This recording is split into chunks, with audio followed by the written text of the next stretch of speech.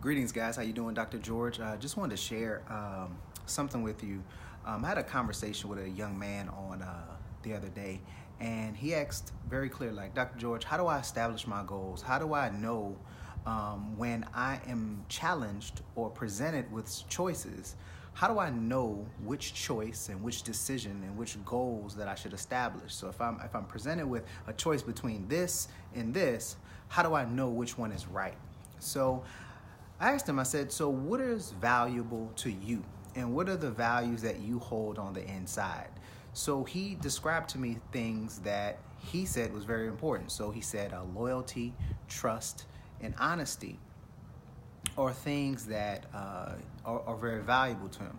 So I went further and I said, okay, so those things are really important to you. I said, so tell me, how you honor those values that you say are important on a scale of 1 to 10, with 1 being the worst, 10 being the most. How do you honor those characteristics and those values with other people? He sat and thought about it, and almost, without almost even thinking about it, he just kind of said, I'm a 10. I put everything before everyone before myself, and I honor that. I put 10 above all else. So then I said, okay, so when you think about, and I asked him, I said, are you a person of integrity? And he said yes, and he almost kind of got offended. He kind of stood up a little taller and was almost offended that I asked him that question. So I said, do you keep your promises? And again, he's, of course I keep my promises. I just told you, loyalty, honesty, and trust is something that's very valuable to me. So I challenged him. I said, so when you think about those things on a scale of 1 to 10, how do you honor those things with yourself? And in that moment, he really paused. His head kind of sunk down, and he said, at best, I'm a 5. So what I wanted to share with the gentleman and the young man was that I said, hey, what you have to understand is that when you looking to make life choices, decisions, choices that you have, everything should be based on what you say is important to yourself. The values, the core, the essence of your being should be how you make those decisions.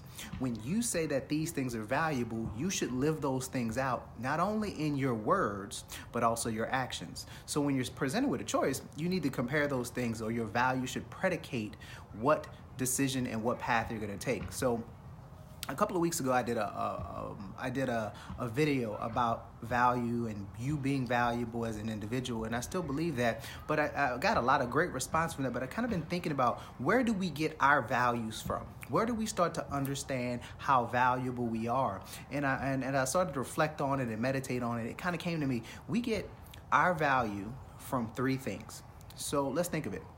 So our first place where we start to get our value is what other people say about us. So hold on, listen to me. So when we come into this world, we are essentially a blank slate. We have no perspective, we have no context, we have no understanding. We are told what our value is from other people. So, that could be, and again, not saying it's good or bad, I'm just saying that that's where it comes from. So it's, to start off, you are so beautiful, you are ugly. You're smart, you're not so smart. You're amazing, you're not so amazing. So what we hear from other people is usually the place as to where we start to develop and understand our value. The second place we get value from is from the things that happen to us. So, whether you had a traumatic experience or amazing experience. Did you win the championship? Did you lose the championship? Did you have a great relationship? Did the relationship fail? So, the first 2, what we get, where I get our value from when we say, we get it from other people, from what they say. The second place is where we get it from the things that happen to us. Now, the third one is really important, but it's very, very difficult to overcome because of the previous 2. So the first is you get your values from what other people say about you. Second place which you get your value from is what happens to you. But the third is very difficult to overcome, but it's truly the most important. And the third place of where you get your value from is what you believe. Now, you have a choice. You can believe what people have said about you. You can believe that the circumstances are too great for you. But I challenge you to think about believing that you are valuable. I challenge you to start to change your mental model and to change your perspective and to help organize the self-talk that you have about yourself, because you could either be saying self-appreciating things or self-deprecating things about yourself. You know, I truly believe that we are wonderfully made. I believe that we are unique, and I believe that we have the capacity to overcome many things, and I believe we're all valuable. I believe we've all been created for a very unique purpose on this earth. But it's what you believe is the most important about yourself, and it's how do we start to change those things. So I challenge everyone to start to really reflect as we walk into this new year. Everyone's going to have goals. Everyone's going to have New Year's resolutions, and I really encourage everyone to take some time to really think about their value, what they have here. So I heard a story once about, you know, a gentleman. He was walking through the forest, and he was walking along, and he comes across this path where he finds a watch just sitting there. Obviously someone before him may have lost it, so it was kind of dusty. You could tell it'd been there for some time. And what happened was he picked it up, put it in his pocket, didn't think too much about it. He continued on his hike.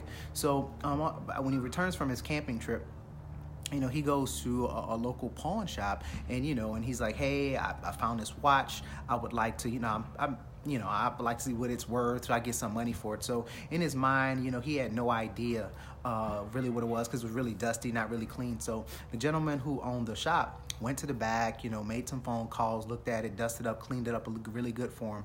And, you know, the guy, like I said, the guy, he only was expecting to get, you know, a couple of bucks, maybe 20, 30 bucks for the watch. So the gentleman came back and offered him several $1,000s. So as you could imagine, the gentleman who brought the watch in was just pretty amazed, pretty shocked. And he was like, wow, I wouldn't have thought that. Why so much? And, you know, with the gentleman who owned the shop, he cleaned up and he said, well, based on this manufacturer of the watch, it's very rare, it's very valuable, and you know, and I would like to offer you some money. So again, obviously, you know, money changed hand, guy got excited, wasn't expecting it, but I think that just goes to speak to who we are, right? I believe that you are valuable not because of what people say, not because of what has happened to you. You're valuable because your manufacturer is valuable. Just like the watch, it wasn't valuable because of, you know, it was gold and metal or plastic parts. It was valuable because of the manufacturer. And I believe that you have a creator that has made you special for a very unique purpose in this life, and it's up to us to figure it out. But you have to believe that you're valuable. So over the next couple of days, we got about a week or so before the new year. So before you start jumping into New Year's resolutions, I encourage you to take some time to reflect and think about the things and how you are valuable. But again, you got to start to decide, you know, and believe that you're valuable. So in the comments below, you know, if you don't mind, share, you know, let's start a dialogue. You know, what has been the biggest challenge to you appreciating your value? Is it from what others said, from what's happened to you, or what you believe? Comment below, guys. I look forward to joining the conversation.